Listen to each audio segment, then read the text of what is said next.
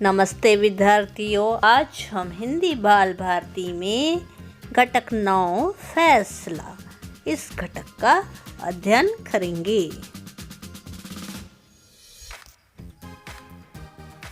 इस कहानी में पर्यावरण प्रदूषण संबंधी सजगता निर्माण की गई है। पटाखों से होने वाले ध्वनि एवं वायु प्रदूषण दूर करने के लिए बच्चों को पटाखे फोड़ने से रोका गया है। पर्यावरण शुद्ध एवं स्वच्छ रखने के लिए प्रेरित किया गया है।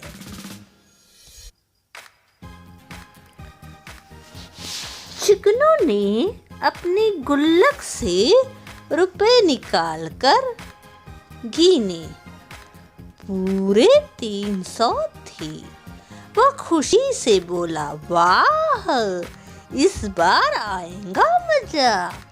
जितने पटाखे मैं लेकर आऊंगा, शहरी के पास तो उससे आधे भी नहीं होंगे। शहरी जुगनू का दोस्त था। दोनों दोस्त भांति भांति के पटाखे खरीदने की योजनाएं बना रहे थे। मैं भी इस बार स्पेशल रेलगाड़ी लाऊंगा। जब धागे से बंधी यह रेलगाड़ी इधर उधर दौड़ेंगी तो देखने वाले दंग रह जाएंगे। 5 दर्जन बम, महताबी डिबिया, फुलझड़ियाँ, छतरी वाला बम। कई दिनों तक खत्म नहीं होंगी मेरी आतिशबाजी। स्कूल में खेलते समय शहरी ने जुगनू से कहा। घर वापस आते समय दोनों दोस्त ने गगन से पूछा, तुम कौन कौन सी आतिशबाजी ला रहे हो? गगन तपाक से बोला, मैं तो भाई 100 बमों वाली लंबी लड़ी लाऊंगा। जब तड़पड़ कड़कड़ करती हुई चलेंगी तो गली मोहल्ले वालों को बहरा न कर दे तो कहना, पापा से मैंने रुपए भी ले लिए हैं। आखिर दीपावली का दिन भी आ गया। सुबह से ही बाजार में खूब चहल पहल थी। दुकानदारों ने आतिशबाजी को अपनी अपनी दुकान के आगे खूब सजाया हुआ था। शाम हुई तो शहरी ने आकर जुगनू के घर की घंटी दबा दी। जुगनू बाहर आया तो शहरी एकदम उससे बोला, जुगनू, 5 बज चुके हैं। पटाखों की गूंज तेज हो रही है। चलो हम भी आतिशबाजी खरीदने चलते हैं मित्र। अभी अभी गगन का भी फोन आया है। वह भी अपने साथ आएंगे। बस 5 मिनट।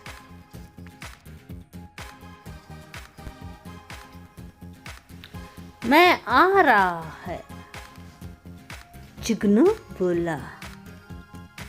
शहरी एकदम बोला, मैं अच्छी तरह जानता हूँ कि गगन के 5 मिनट कितने बड़े होते हैं। मैं खुद ही लेने जाता हूँ उस साहब को। तुम बस अपनी तैयारी रखना, कहकर शहरी एकदम बाहर निकला और अपनी साइकिल पर उसके घर की तरफ रवाना हो गया। अभी शहरी को गए कुछ ही क्षण हुए कि अचानक ही जुगनू के घर में उसे पढ़ाने वाली अध्यापिका श्रीमती जतिंदर कौर जी ने प्रवेश किया। उनके हाथ में एक समाचार पत्र था। मैडम ड्राइंग रूम में आ बैठी। जुगनू मैडम बोली, मैं तुम्हारे भले की बात कहने आई हूँ। यह मत सोचना कि मैडम दीपावली के दिन मन खराब करने आ गई है।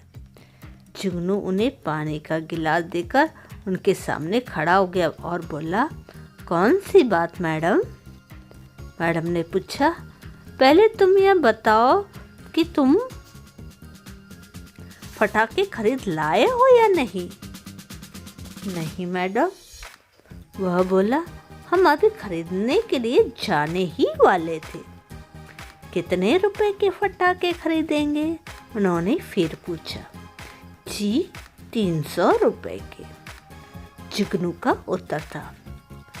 अब मेरी बात सुनो। यह कहकर मैडम ने पानी पिया और खाली गिलास को मेज पर रखकर बोली, देखो जुगनू, प्रकृति ने हमारे सभी के बचाव के लिए अंतरिक्ष में एक छाता ताना हुआ है, जिसे हम ओजोन की परत कहते हैं। यह परत ऑक्सीजन से बनी हुई है। शायद तुम्हें अभी पता न हो, फैक्ट्रियों और गाड़ियों में से निकलने वाला जहरीला धुआं ओजोन की इस परत को बहुत नुकसान पहुंचा रहा है। इसलिए इस छाते में बड़े बड़े छेद हो गए हैं। फिर तो मैडम मैं आज लाखों करोड़ों फटाके चलेंगे। फिर तो मैडम जो आज लाखों करोड़ों फटाके चलेंगे, उनका धुआं तो इस छाते को और भी नुकसान पहुंचा सकता है। जुगनू ने अपना डर प्रकट किया। मैडम जतिंदर कौर एकदम बोल उठी, बिल्कुल ठीक कहा तुमने। इसके साथ ही उन्होंने एक प्रश्न भी जुगनू से कर दिया। यदि फैक्ट्रियों, फटाकों और मोटर गाड़ियों का धुआं इस तरह ही निकलता रहा तो मालूम है क्या होगा? जुगनू ने न में सिर हिला दिया।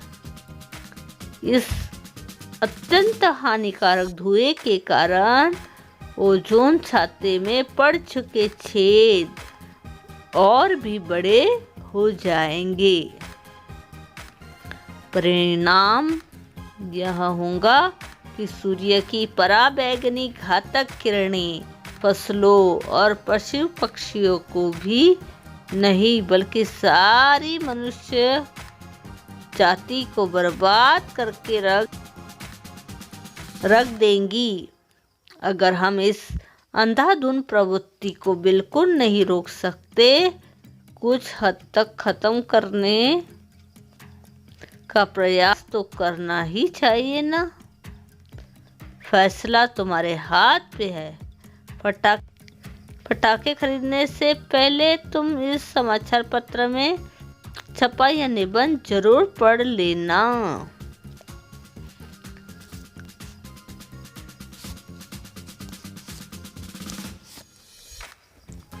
मैडम जुगनू के हाथ में समाचार पत्र थमाकर चली गई।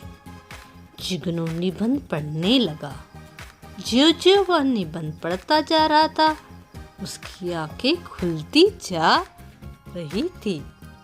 क्या पढ़ने में व्यस्त हो जनाब? इसे छोड़ो और जल्दी आओ फटाके खरीदने।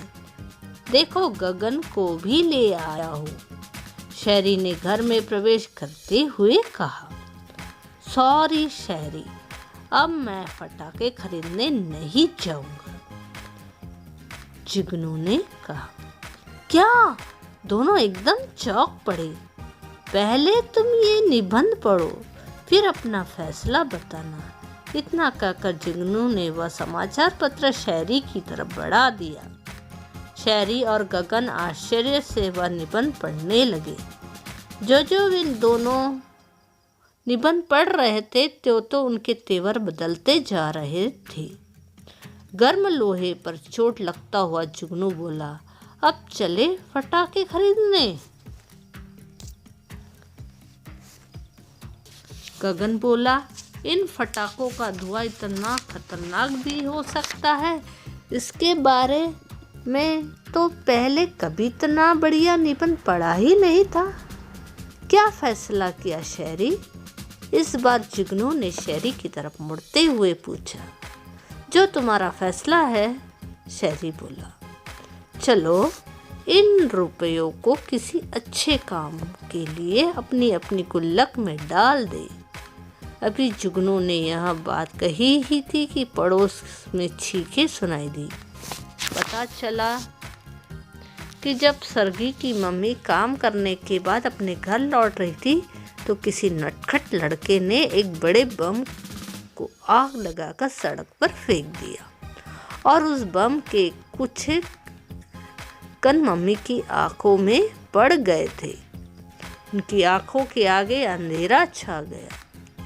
उन्हें फौरन ही पास के अस्पताल में ले जाया गया।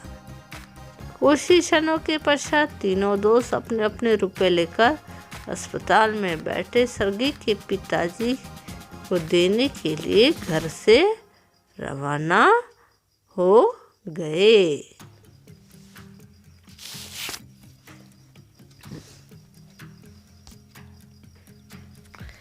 इस पाठ से हमें क्या सीख मिली है? इस पाठ में बच्चों को कारखानों, मोटर, गाड़ियों तथा पटाखों से निकलने वाले जहरीले धुओं से होने वाले प्रदूषण और पर्यावरण पर होने वाले अनेक भयानक परिणामों से परिचित कराया गया है। शिक्षिका के प्रयास से बच्चे पर्यावरण को स्वच्छ एवं शुद्ध रखने के लिए दीपावली के अवसर पर पटाखे न खरीदने का निर्णय लेते हैं। नए शब्द, भांति भांति, तरह तरह आतिशबाजी, पटाखे, मुहावरे, आँख खुलना, सही बात समझ में आना, तेवर बदलना, नाखुश होना। धन्यवाद। लाइक, सब्सक्राइब और शेयर जरूर कीजिए।